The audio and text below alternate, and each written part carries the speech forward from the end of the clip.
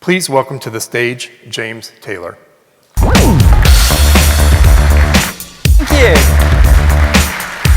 Good morning everyone. Great to see you all here in San Antonio, Texas. Today I'm going to talk to you about an idea called super creativity and accelerating innovation in the age of artificial intelligence. But fundamentally, what we're going to explore together today is how to combine your human curiosity and creativity with your ability to collaborate more deeply with artificial intelligence. But first of all, let me take you here. Stockholm in Sweden, beautiful city. I was recently there last month. I was there, I'd flown in for a conference, to speak at a tech conference, and I'd come in the night before from Las Vegas. So I arrived kind of night before, next morning, 5 a.m., 6 a.m., if any of you get jet lag. I was kind of half asleep, half awake, and lights were off, and I just said in the hotel room, Alexa, what's the weather like today? And nothing happened. I'm like, oh, I'm in a dumb hotel room.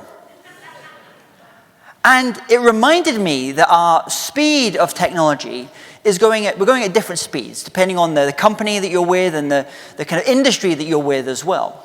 Now, thankfully, much of this is starting to be resolved. In the hospitality industry, we're starting to move into an era of agent-to-agent communication, where your guest's AI will start to seamlessly interact with your property's artificial intelligence. We start to create the ultimate personalized guest experience. Now, there are two fun things to do when you visit the city of Stockholm. The first thing you absolutely must do is go to the ABBA Museum, because you get to dress up like Benny and Bjorn, Agnetha, Dancing Queen. But afterwards, walk into the historical center, and there you'll find the Nobel Prize Museum. The Nobel Prize Museum celebrates the greatest thinkers and innovators in history. One of the exhibits there is for this man. His name was Professor Linus Pauling. Professor Pauling won 2 Nobel Prizes and was one of the founders in the fields of quantum mechanics and molecular biology. Now, something a little bit unusual about Professor Pauling's exhibit is this thing here that he used to keep on his desk at work. It was a hat, a French beret. See, Professor Pauling kept this hat, this beret on his desk. This was to remind him that even though he was a man of science, data, reason, mathematics, he was also someone with a creative, curious mind. Someone was constantly asking questions. Why does it have to be this way? How can we make things better? And it's this combination of the analytical and the creative that we're all going to explore together today, because we need more curiosity, more creativity than ever before. COVID-19 changed how we think about our lives and our work, but fundamentally what it did was fast forward us to a new future. Exponential technologies like artificial intelligence and robotics are augmenting those that are working in hospitality. They're also providing us with entirely new ways to create and collaborate. According to Goldman Sachs, hundreds of millions of jobs will either disappear completely or be radically transformed because of AI. That's jobs like farmers and factory workers, accountants, administrators. No job will be exempt from these changes. Let me see a show of hands here in the room just now. How many people in the room today have kids at college or school at the moment? Let me see a show of hands. Okay, it's probably about half of the room. Okay, here's a stat from you. This is from the Institute of the Future in Dubai. This is some recent research they've done. They believe that in 10 years' time, 85% of your children will do jobs that haven't even been invented yet. We are entering a brave new age. Now, the past 2 to 3 years in the hospitality industry is really about getting AI ready. So this is about ensuring that your data is in a good place, your tech stack is in the right place, you have AI governance there as well. But we're now at the point where the rubber really starts to hit the road. And we're really looking for these productivity gains that all these AI companies have promised us. But if we fast forward probably into, say, 2 years' time, we have to assume that all of your competitors will have pretty similar tech stacks. That will not be your competitive advantage. Today, I want to talk to you about what will be your competitive advantage in this age of AI.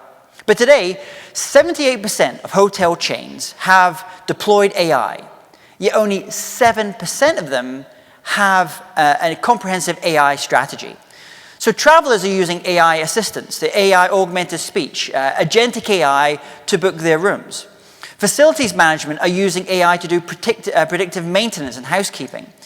Restaurants are using AI for waste tracking tools to help them with inventory. AI is enabling organizations in your industry to move from broad segmentation of their guests and their visitors to much higher levels of personalization.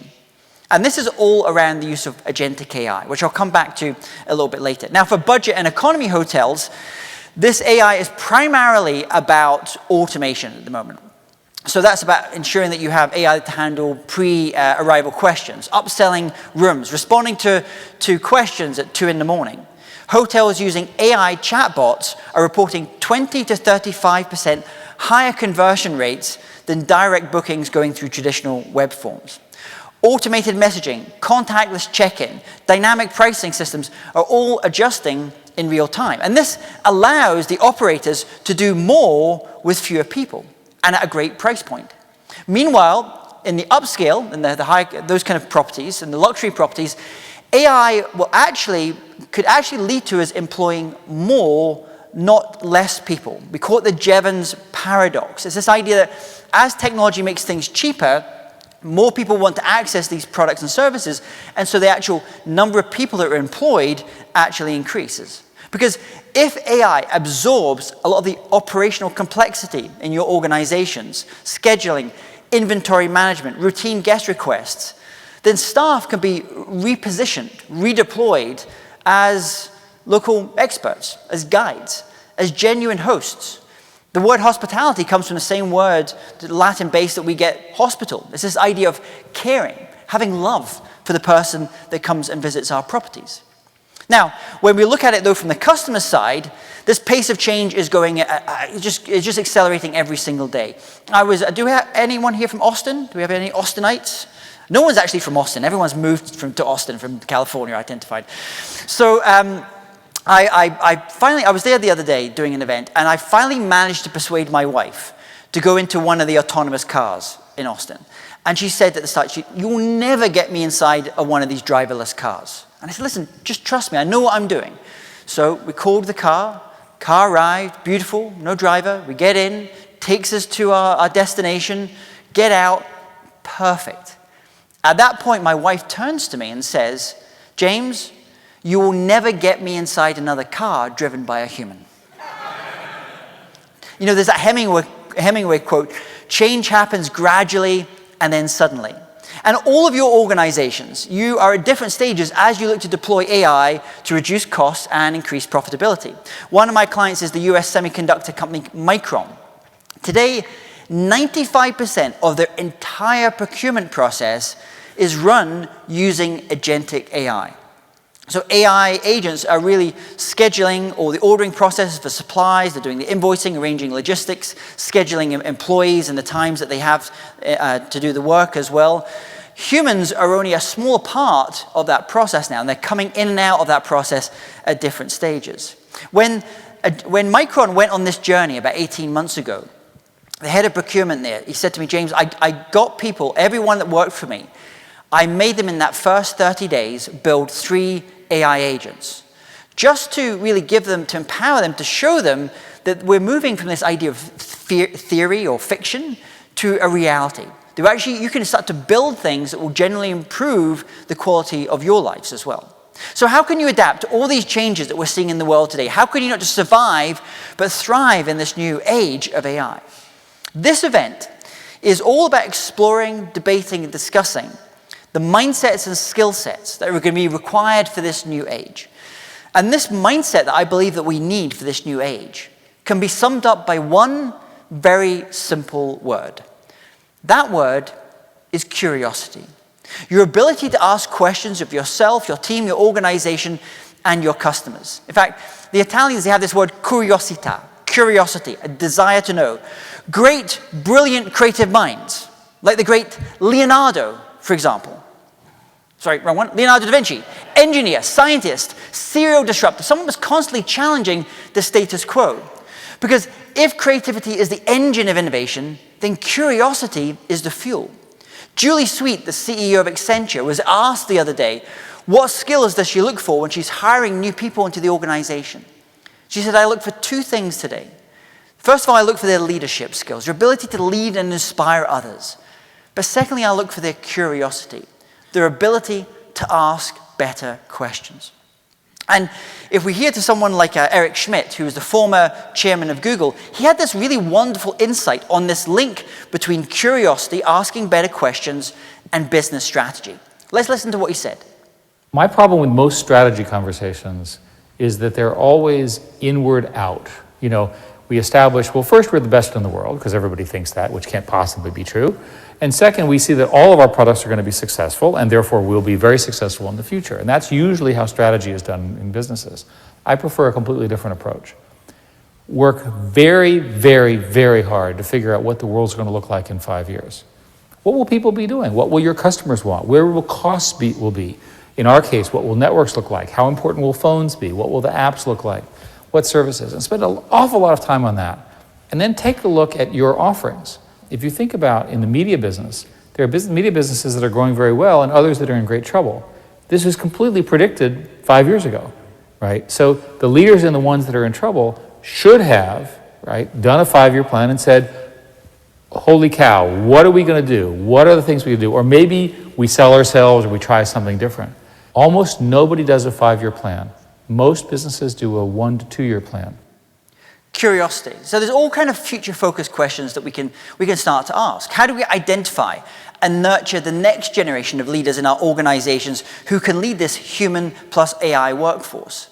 How do I accelerate adoption of AI amongst my team when maybe many of them are feeling a little bit reticent? Here in the US, 58% of people are more worried and hopeful about artificial intelligence and how it's going to affect their jobs. How can my team and I use artificial intelligence to make better decisions? See, questions to the leader are like a scalpel to the surgeon. They are your primary tool for doing your jobs well. But we have a problem. For all the brilliant AI initiatives that are happening in the world today, the vast majority of them never move out of the pilot stage. They never add value to the organizations that they're looking to build them within. And part of the reason for this is something that we like to call pilot purgatory. You've always experienced it. These AI pilots, they get stuck in the pilot phase, never really delivering value. Now, what they discovered at Boston Consulting Group is 74% of companies struggle to achieve and scale value when it comes to the adoption of AI. Why is this? Because I want you to have great success in your adoption of AI. And what they've discovered is something that goes back to this guy, Vilfredo Pareto, Italian economist, the Pareto principle, the 80-20 rule. This idea that 20% of your inputs will generate 80% of your outputs. And we're seeing this a kind of version of a Pareto principle going on at play here. So what Boston Consulting Group discovered is only 20% of the reasons that your AI initiatives fail is because of the technology itself. 80%, the vast majority of the reason, is because of your people, the processes, the playbooks that are running in their heads. So we need to spend a little bit more time thinking about how do we bring our people with us on this journey. But let's look at the technology side first. AI isn't new. It's been around since 1956, the same year my father was born. First of all, we started with machine learning and then deep learning. A few years ago, we had the rise of large language models, the ChatGPTs of this world, for example. Now we're moving into an era of agents and agentic AI, and I'll come back to agentic AI a little bit later. But what we tend to discover, even just now, is that those AI-enabled leaders, they tend to do a few things differently from those that lag behind. First of all, they focus on deploying AI in their core business processes. They set big targets. They invest strategically, though, in a few high-priority opportunities. They integrate AI in both cost reduction and revenue generation. They focus their efforts on people and processes over the technology itself. And finally, at the moment, they're mostly focused on generative AI. But if we know that 80% of the reasons that an organization really fails to deploy and to scale AI is because of the human side, we need to ask some fundamental questions about that. We need to talk about how you're talking to your people about artificial intelligence. What is the story that you want to tell both internally and externally? See, a common friction to AI is where people think it's going to take their jobs or replace them. Swedish payment company Klarna did, I think they did $14 billion in revenue last year. Their CEO, he wanted to completely rethink about the deployment of AI and in the process actually increase everyone's salary and remuneration. Let's listen to what he said. We stopped hiring about a year ago, so we were 4,500, now we're 3,500. We have a natural attrition as every tech company, so people stay about 5 years, so 20% leave every year, and by not hiring, we're simply shrinking, right? What we've said to our employees, though, is what's going to happen is the total salary cost of Klarna is going to shrink, but part of the gain of that is going to be seen in your paycheck. So we're going to give some of the improvements that the efficiency that AI provides by increasing the pace at which the salaries of our employees increases. And that's because of that message being very consistent for myself and management for the last year. People internally, Klarna, are just rallying to deploy as much efficiency AI as they can, because it just means it has direct implications on their equity and their cash compensation for working it. But here's the dirty little secret about AI at the moment. I'll give you a perfect example. Last week I was talking to a client, and I did a call first of all with their CEO, and then I did a call with their CFO. So the CEO said to me, James, I want you to figure out and work with our people on how to make our people more efficient, how to augment them. I did a call later in the afternoon with the CFO, and he said, James, I want you to tell me how we can use AI to lay off 30% of our workforce. These are different narratives that are going on just now. I think a good company to look at, if you want to think about where you go with it, is actually a company like IKEA, incredibly successful global company. They decided to use AI, yes, for efficiency, but then to think about how we actually truly use it for growing the size of the pie. IKEA is a great example of this. So a few years ago, they used artificial intelligence to automate the routine customer service tasks. So today, their chatbot is called Billy. It handles 57% of all customer conversations without any human interaction. So IKEA had an interesting decision to make. What would they do with the 8,500 call center workers they no longer needed to run this part of the business? Should they lay them all off? Well, instead, what they chose to do was to upskill them with AI and launch a brand new part of the business. It's an interior design service for homes and businesses, and for about $150, customers are able to have virtual meetings with an IKEA interior designer, one of these former customer support agents, who is augmented with artificial intelligence. And what they do is they create a digital twin of your home or your office, and they suggest products and services for it. IKEA turned these 8,500 potentially displaced customer support workers into a brand new business that didn't exist 3 years ago, that last year generated $1.4 billion in new revenues for that company. Redeploying, upskilling. But another way you can think about AI is by showing your people actually it's going to make them happier in the jobs that they do. Recent research from Harvard discovered that giving individuals and teams access to different generative AIs not only made them more productive, which we already knew, it actually made them happier in their jobs, because they could get rid of a lot of the mundane, the routine tasks that they were currently having to do in their jobs. But we have one final little problem that we have to solve around this deployment of AI. And it's this idea that more workers are worried than hopeful about how AI is going to affect them. Now, part of the reason for this is because they haven't seen great examples of case studies about how it's really going to affect their job and their roles. But by far the biggest reason you're seeing people hold back today in this lack of adoption is what we call the competency penalty. And this competency penalty is quietly derailing AI adoption inside lots of companies today. So the competency penalty basically says that people are afraid that using AI will make them seem less competent in their jobs. Let me give you an example. Recently, a global tech company started to roll out a series of state-of-the-art AI assistants. These were tools that promised to boost productivity significantly for their 29,000 workers. Yet after 12 months, they noticed that only 41% of their workforce were even using these AI tools. More troubling still, female workers were adopting only 31%, and workers aged over 40 were only adopting at 39%. So the leadership at the organization said, we need to think about this. We're giving everyone access to these tools, but they're not using them. What's going on? So the leadership went in, did a deep dive on this, and in a study of over 1,000 software engineers, they had these engineers review the same piece of code. But in some case, the engineers were told this code had been written with the help of an artificial intelligence, and in others just by a human working on their own. The results were striking. When a reviewer believed that an engineer had used AI, they rated that engineer's competence 9% lower despite reviewing identical work. So this wasn't about the quality of the code. The penalty targeted the perceived ability of the person who wrote it. This competency penalty was more than twice as severe for female workers who faced a 13% reduction compared to 6% for male workers.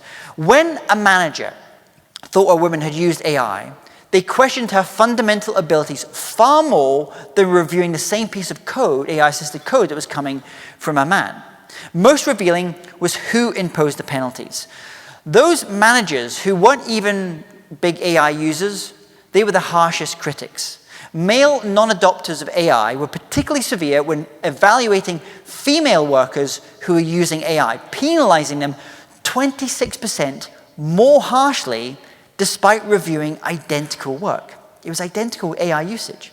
So these findings reveal a hidden tax on AI adoption.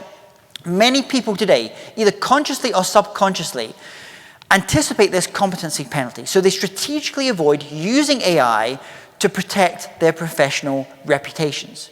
And those who most fear this competency penalty are disproportionately women and workers aged over 40. In this one organization alone, because of this competency penalty, with only 41% of this workforce now using it, it resulted in a net loss of at least 2.5% of annual profits and potentially as high as 14%. That's hundreds of millions of dollars in lost value for this one organization alone. Here's the good news. It's very easy to solve the competency penalty. The first thing you do is you map the hotspots. So you want to focus your efforts on teams where you see AI adoption is low, but social risk is high. For example, where women or older workers are outnumbered by non-adopting male users of AI. Secondly, spotlight the role models. Find those people in your organization that can show that AI use and excellence can coexist, especially from underrepresented groups. And thirdly, and this is maybe controversial, remove all AI use tags. You want to focus on outcomes more than anything else. You see, as the management theorist Peter Drucker once said, culture eats strategy for breakfast. You may have a great AI strategy, but if your culture isn't supporting it, it's going to slow you down and it's going to cost you money. So we've already looked at the mindset for this age of AI, this idea of curiosity, of asking better questions. Let's look at the skill sets. There are 4 skills that we need to develop in ourselves, our teams, our organizations to take advantage of this new age. I'm going to tell you what these skills are, but first of all, I would like to show you this little video. This is from Jeff Bezos talking about this pace of change that we're going through just now. I very frequently get the question, what's going to change in the next 10 years? And that is an interesting question. It's a very common one. I almost never get the question, what's not going to change in the next 10 years? And I submit to you that that second question is actually the more important of the two. Because you can build a business strategy around the things that are stable in time. And so as you pointed out, in our retail business, we know that customers want low prices. And I know that's going to be true 10 years from now. They want fast delivery. They want vast selection. It's impossible to imagine a future 10 years from now where a customer comes up to me and says, Jeff, I love Amazon. I just wish the prices were a little higher. So there's going to be lots of things that will change, but let's talk about the things that actually won't change, the skills that won't change, but actually will become more important in this new age. We call them the 4 C's of creativity, collaboration, critical thinking, and communication skills. Speakers like myself, writers like Yuval Noah Harari, companies like Cisco, Microsoft, SAP say these 4 skills will be the ones that will increase most in importance. Today I'm just going to focus on 2 of these as they relate to the work that you do. Creativity and collaboration. So creativity is our ability to generate and develop new ideas for new products, new services, new experiences. According to the World Economic Forum, in interviews with 1,000 global business leaders, creative thinking will become the skill that will be increasing most in importance. That is because AI will replace many of the non-creative tasks that you currently do. In fact, don't just take it from me or the World Economic Forum. Let's listen to Sam Altman, the founder of OpenAI, on what skills he believes are going to be most needed for this new age. I think critical thinking, creativity, the ability to figure out what other people want, the ability to have new ideas, that, in some sense, that'll be the most valuable skill of the future. If you think of a world where every one of us has a whole company worth of AI assistants that are doing tasks for us to help us express our vision and make things for other people and make these new things in the world. The most important thing then will be the quality of the ideas, the curation of the ideas, because AI can generate lots of great ideas, but you still need a human there to say this is the thing other people want. And also humans, I think, really care about the human behind something. Creativity. Let me define what I mean by creativity. I'm not talking about musical or artistic creativity, as important as that is. I'm talking about creativity as it relates to the work that we all do in business. Creativity is about bringing new ideas to the mind. Innovation is about bringing new ideas to the world. But without creativity, there is no innovation. Creativity is the engine of innovation, whether it's designing new products, new services, new experiences. But we have a problem. Let me see a show of hands here in the room. How many people here in the room consider themselves to be creative or good creative thinkers? Let me see a show of hands. Okay, it's probably about maybe 20% of the room. I speak in about 25 countries every year, and it's different depending on where I'm speaking in. Usually here in the US, it's usually about 40%.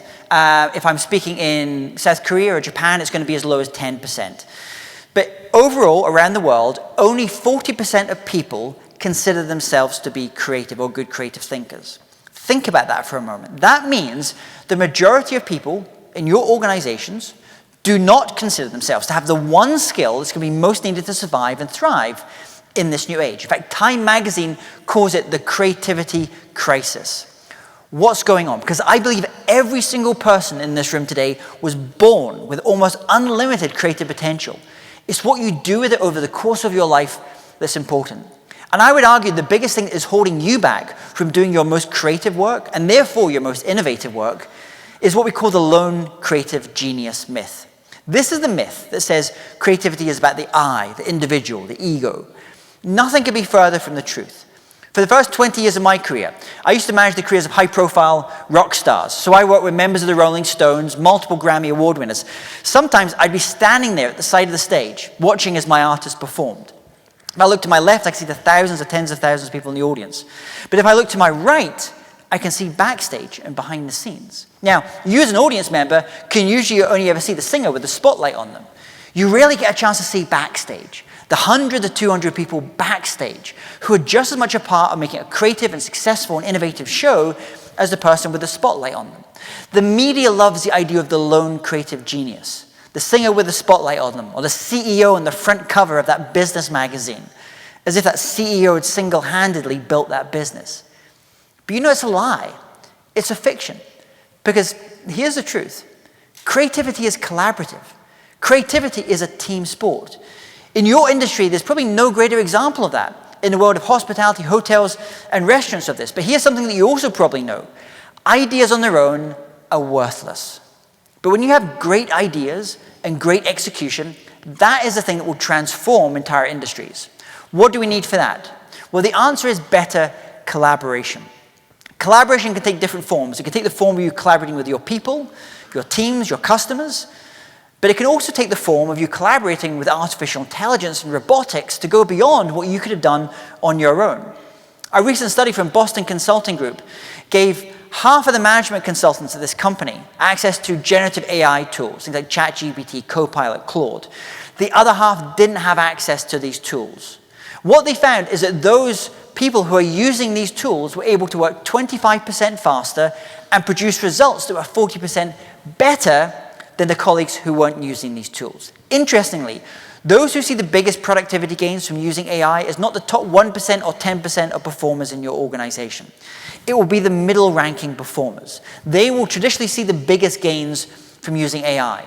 Two groups in particular, they excel beyond any other. We term them cyborgs and centaurs. So a cyborg is simply that individual who's constantly intertwining everything that they do with AI, constantly refining and molding its responses. Like a guitar player that has a guitar, it can become part of who they are. Well, a centaur, usually a manager, is someone that looks at a project and says, these are the things that my human team and myself will do, and these are the things that the AIs will do. Whether you decide to be a cyborg or a centaur doesn't really matter. The point is you start to augment yourself in this way. The great American Pulitzer Prize-winning poet, N. Scott Momaday, said, "We are what we imagine. Our very existence consists in our imagination of ourselves." Our best destiny is to imagine at least completely who and what and that we are. The greatest tragedy that can befall us is to go unimagined. So let's imagine if together now. Let's imagine if we can combine your creativity, your curiosity, with your ability to collaborate more deeply with artificial intelligence. What could that look like? Well, this is something I tackle in my new book, Super Creativity. I talk about different types of creative collaboration. Super creativity is simply the augmentation of an individual's creative abilities through collaboration with other humans or machines. And it's quietly changing industry after industry today. So super creativity is your ability to augment whatever you do in your jobs with exponential technologies like AI. It's about humans and machines working together to go beyond what we can do on our own as humans. And to give you an example from the movies, if you ever watched the movie Iron Man, you have the Tony Stark character played by Robert Downey Jr. He has an AI assistant called Jarvis. And together, Tony Stark, the human, and Jarvis, the machine, they create and they build these amazing things. But today, this isn't a fantasy or fiction. Today, this is a reality. See, as humans, we are makers and creators of things, products and services, companies and countries. In the past, it was always the case that ideas had to purely come from us, the humans. But today, we have a new collaborator with AI. So let's say, for example, I want to design a new product. I want to design a new type of chair. I want the chair to support this much weight. I want it to weigh this much. I want it to cost this much, be made from these materials. The AI will then go away and create thousands of different designs based upon the criteria that you have selected. Some of these designs look pretty weird, pretty wacky, but they do conform. The humans then step back in and then review all these different designs and decide which ones are they going to prototype and test. And the final design is stronger, more lightweight, more durable, more sustainable than the kind of thing that a human could have created on their own. Human plus machine creative collaboration, super creativity at work. So what does super creativity mean for you in the work that you're doing? One type of human plus machine creative collaboration we see today is around the use of digital twins. Now, a digital twin is just the idea of a physical building, a system, a process, even a city, a country, can have a virtual version of it sitting somewhere in the cloud that you can run small experiments on before you ever then put them into the real physical building. So many of your hotels, many of your restaurants will probably have digital twins where you make small experiments. But very soon, each and every one of us will also have our own digital twins as well. How many people here in the room love doing MS Teams or Zoom meetings? No one. Yeah, okay. So let's imagine Tuesday morning, you've got a thing on 30 minutes on your schedule. It's a call, maybe it's with a supplier. You've got one or two questions you want to ask this supplier, but you're scheduled for 30 minutes, and you get on that call. You spend the first 10 minutes, 15 minutes or so, kind of small chat, before you get the answer for the question that you want. Very soon, this will be a thing of the past. Google recently launched their Duet AI, which now offers an attend for me option, which has an AI version of you join the meeting on your behalf. So your digital twin can ask any questions it knows you want to ask at that meeting, writes up all the notes, the action points. It can respond to many of the questions it gets as well, because it has a lot of your knowledge base, and you just got 30 minutes of your day back. Congratulations. You know, one of my clients, Siemens, what they've started doing now is creating digital twins of all their senior leaders in the organization. So before anyone goes and gives a presentation or a pitch to the senior leader, they run the presentation through the digital twin of that leader first. It anticipates the kind of questions that she's likely to ask. You can then kind of rework that into your presentation. So when you meet with that leader, the conversation that you're going to have is at a much higher level than if you didn't have technologies like this. But let me give you something just now that any of you in the room today can do today to help you kind of start to use AI in your own jobs to improve the decision making that you have to make every day. I like to call it imaginary masterminds. Our brain is amazing, but it uses lots of calories. It uses about 1,000, just over 1,000 calories a day. So it's always looking for ways to save energy. One of the ways that it does this is through the use of heuristics or rules of thumb.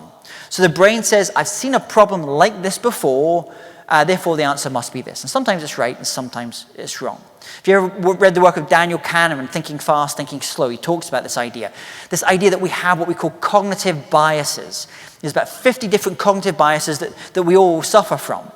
So one of the ways that we can use AI is to help us overcome the cognitive biases that we all have.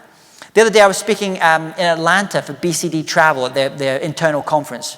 And one of the executives told me something that I'm seeing lots of other executives doing today, although they're not saying it publicly. So I'll let you into what they're doing. So, and it comes over this common problem we have with these cognitive biases. It helps you do pre-mortems on ideas that you have. So let's imagine you could create your ideal board of advisors or board of directors, your board of mentors.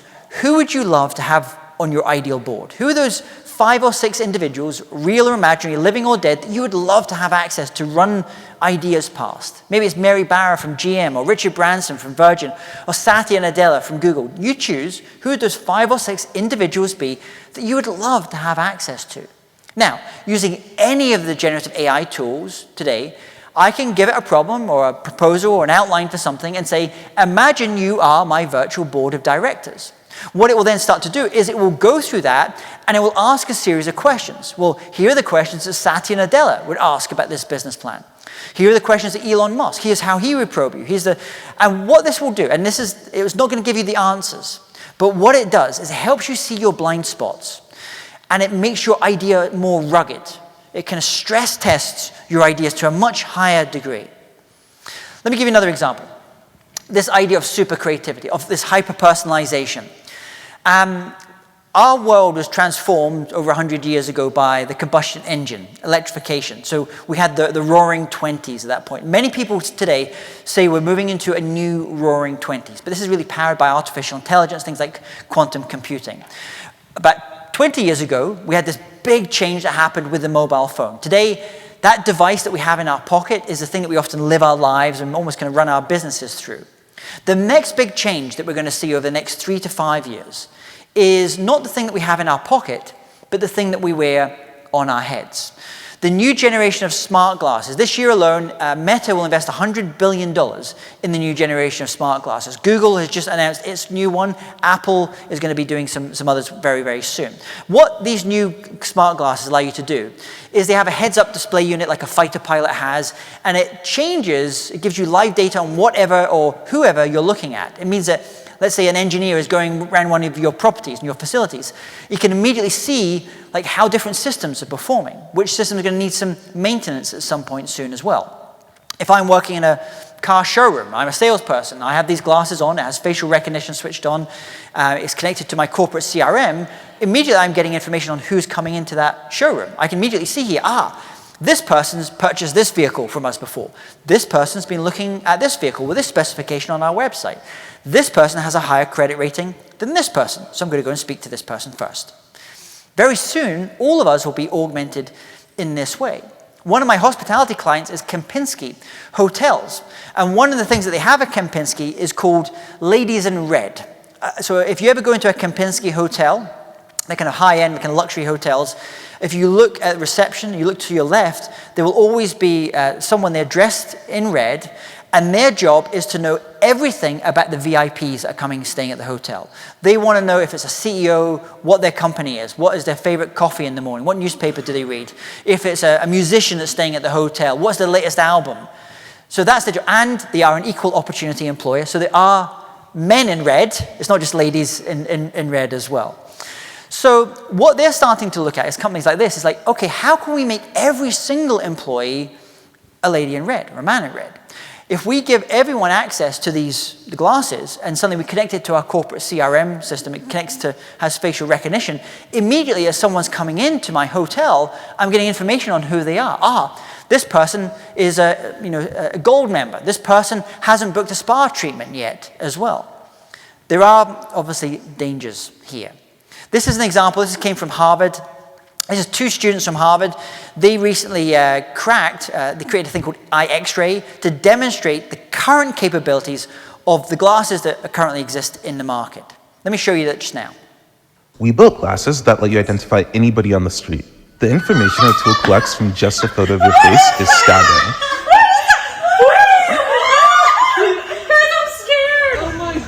To use it, you just put the glasses on, then as you walk by people, the glasses will detect when somebody's face is in frame. This photo is used to analyze them, and after a few seconds, their personal information pops up on your phone. Cambridge Community Foundation. Oh, hi, ma'am. Wait, are you Betsy? Yes. Oh, okay. I think I met you through like the Cambridge Community Foundation, right? Yeah. It's great to meet you. I'm Kane. Do you happen to be the person working on like minority stuff for like Muslims in India at all or something? Yes. Really? Yeah. Are you Kashif? Yes. Oh, I've read your work before. It's super cool. What's your name? I'm Anfu. Nice to meet you. So this is why the stat I gave you at the very start, 78% of hotel groups are using AI, in a serious way, yet only 7% of them have an AI strategy or any AI governance in place. This is when this starts to become a little bit of a problem. Let me give you one final example. Earlier I mentioned the use of agentic AI, how this idea of super creativity and the use of agentic AI will start to change the work that we do. Agentic AI is fundamentally different from the previous generations of AI. First of all, it has much higher levels of autonomy. It can make different decisions on its own. It has the ability to reflect on decisions before it comes to you with some final proposals.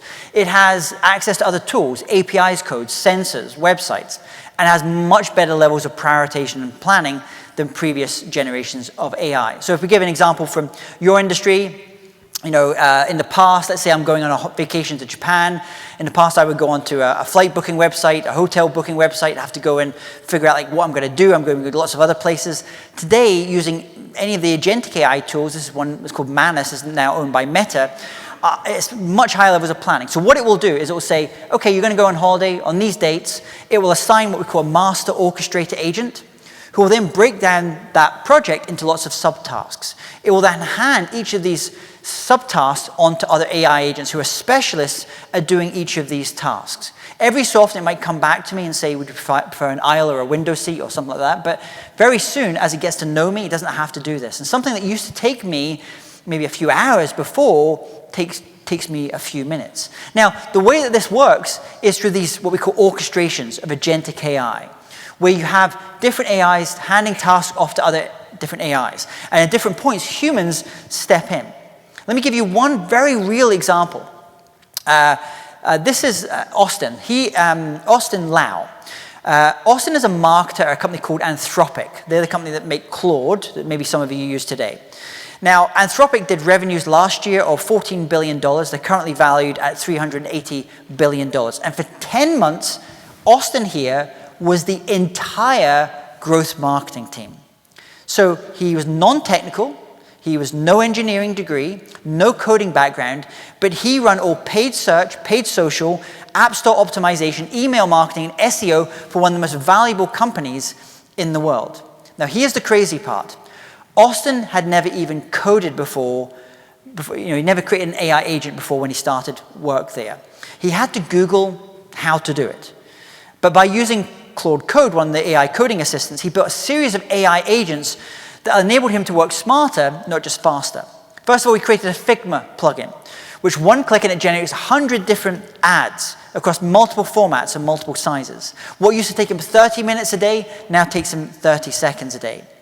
Remember, Austin is a non-technical marketer, but he's building his own tools and using it to run growth marketing for a $380 billion company. And it's not just him. Right across their entire marketing team today, they're building lots of agents for themselves. Their customer marketing team now drafts case studies in a matter of minutes, something used to take them many, many hours before. Their digital marketing team has increased productivity 5x year over year.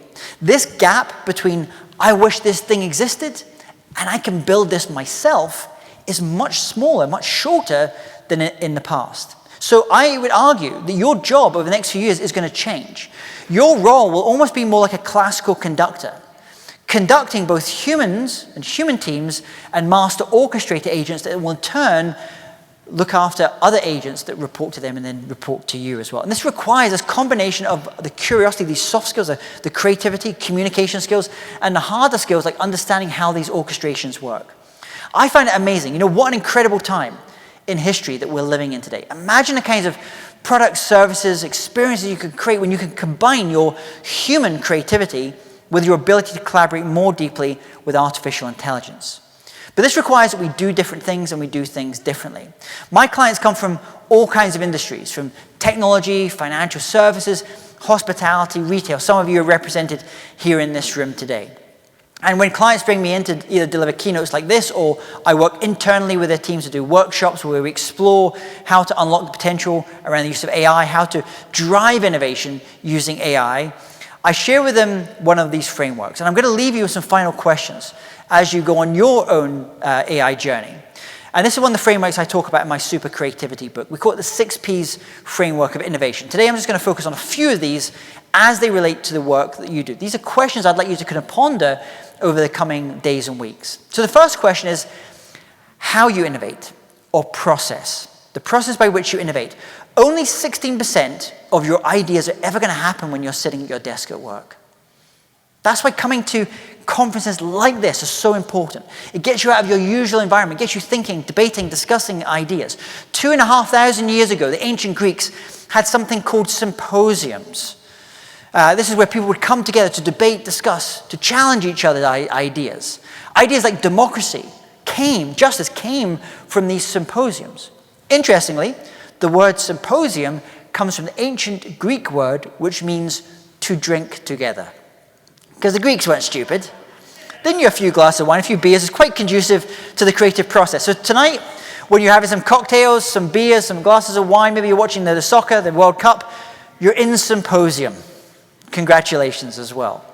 So probably what happens is you're going to go back to your offices after this event and you're going to say, I heard this guy was talking, guy with a funny accent, he was talking about AI and how we deploy AI and the scale of AI. And probably the first thing that you'll do is do some type of brainstorming or ideation session. And usually what happens is when you do that, most teams get it wrong. And I have nothing against brainstorming or ideation. Most companies kind of do it in the wrong way. What they initially try to do is to generate lots of ideas. When all the studies show us, we should spend a little bit more time at the start by asking questions, using that curiosity. Because as the great management theorist Peter Drucker said, the most common source of mistakes in management decisions is the emphasis on finding the right answer rather than asking the right question. So this little exercise, little tool that I'm going to give you today, I call it my 10-minute rule. This is going to do a number of things. First of all, it will improve what we call your divergent thinking. I could have measured all of your creativity levels when you came in here today using something called the Torrance test. I could do an exercise with you and I would see your creativity levels increase. So we measure creativity based upon divergent and convergent thinking. This, what I'm going to show you just now, will improve your divergent thinking. It's also going to help you reframe the challenge. What you may find is the problem you thought was the problem is not the main problem. There's something more fundamental that sits behind it. It's going to make you think more strategically. It's going to take you up a higher level. It's going to help you act more entrepreneurially, and it will sometimes uncover the real mad ideas that will transform your business. So this is my little 10-minute rule. You should try to spend the first 10 minutes of any brainstorming or ideation session simply generating as many creative, curious, and interesting questions, not solutions, questions as possible about the challenge or opportunity. So there's all kinds of questions we can ask. Toyota's 5 whys. Why are we working with a supplier? Why is cost the main thing? Why? Be the child in the room. What questions? What are the bigger frustrations of our customers, employees? Why questions? Who questions? Who has solved this problem? Perhaps from a completely different industry from yours. What if questions? What if we inverted this challenge? How questions? How do we could solve this problem if we only had 10% of the budget using artificial constraints? What are the legacy steps in our process that no longer serve us? Redundancies. You probably created lots of processes during the pandemic that you don't really need anymore. The big what? What does success look like? If you have 5 people in a room, you'll have 5 completely different conceptions of what success looks like. When you start your meeting by simply asking questions, what you will often find is the problem you thought was the problem is not the main problem at all. There's something more fundamental that sits behind it. But don't just listen to me, or some old Viennese management school professor. Let's listen to America's greatest modern philosopher on the power of asking better questions. Let's listen to Mr. Ted Lasso. You know, Rupert, guys have underestimated me my entire life. And for years, I never understood why. It used to really bother me. But then one day, I was driving my little boy to school, and I saw this quote by Walt Whitman. It was painted on the wall there. It said, "Be curious, not judgmental." I like that. So I get back in my car, and I'm driving to work, and all of a sudden, it hits me. all them fellas that used to belittle me, not a single one of them were curious. You know, they thought they had everything all figured out, and so they judged everything, and they judged everyone. And I realized that they're underestimating me. Who I was had nothing to do with it. Because if they were curious, they would ask questions. You know? Questions like, have you played a lot of darts, Ted?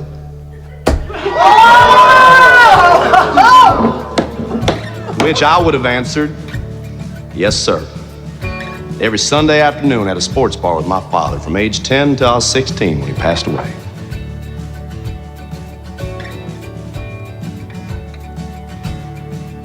Barbecue sauce. Curiosity, asking questions, it truly is one of your human superpowers. Next is, what are you innovating? Products. What are the products or services, experiences that you're wanting to create? The great artist Pablo Picasso said, every act of creation is first an act of destruction.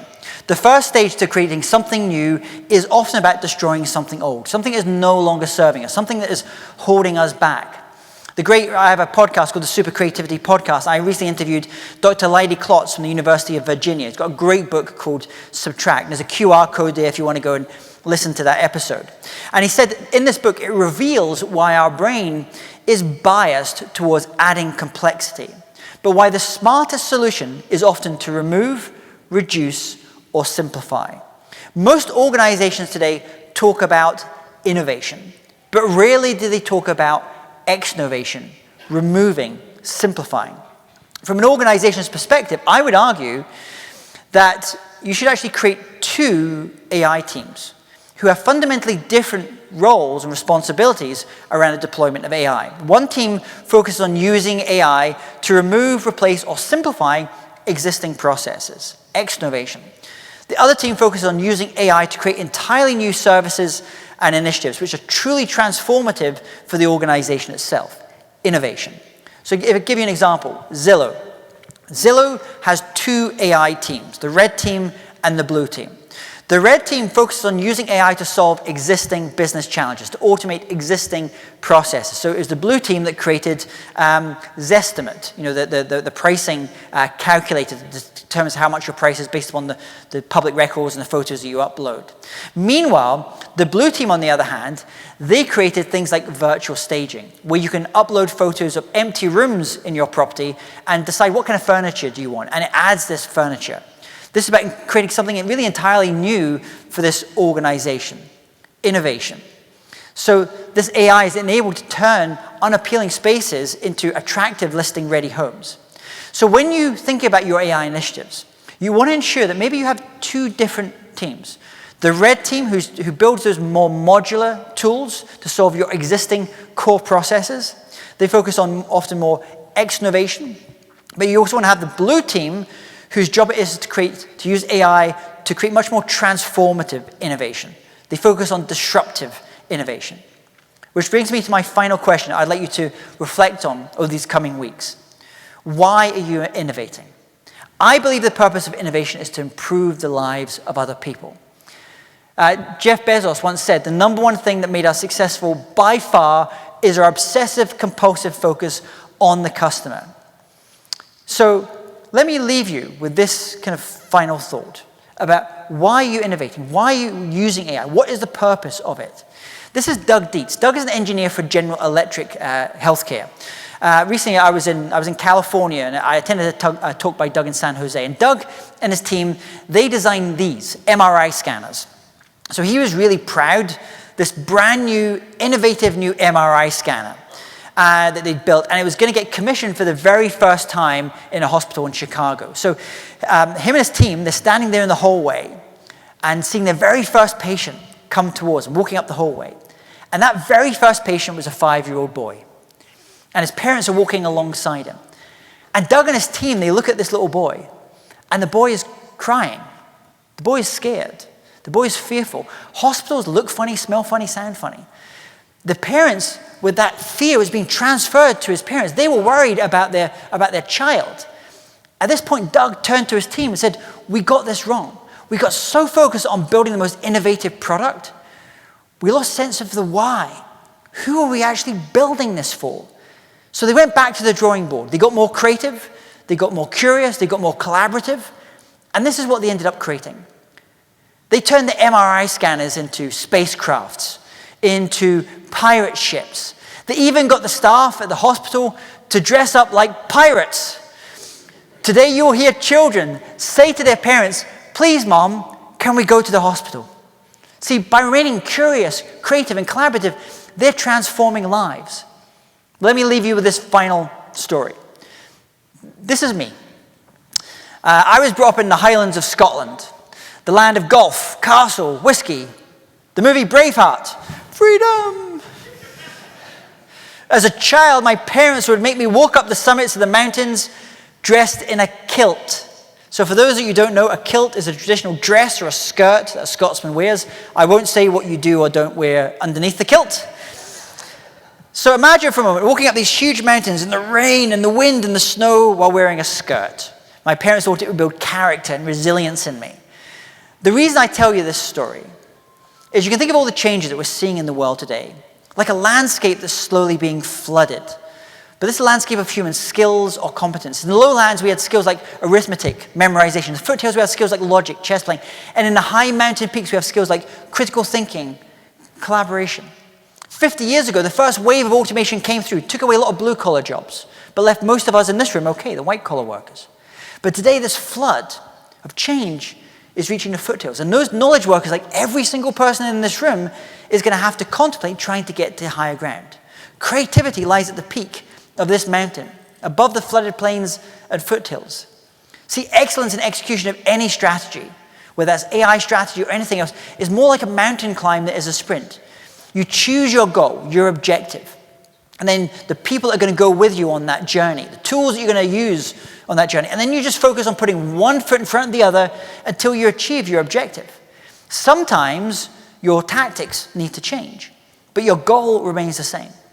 But what very often happens is you get to like 30,000 feet and you feel really proud of how far you've come. You look down where you've traveled from, you go, and then what often happens is the mist above you starts to clear. And what you thought was the peak of the mountain wasn't at all.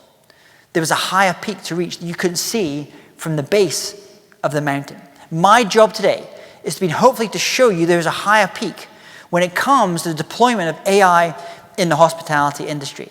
I believe every single person in this room was born with almost unlimited creative potential.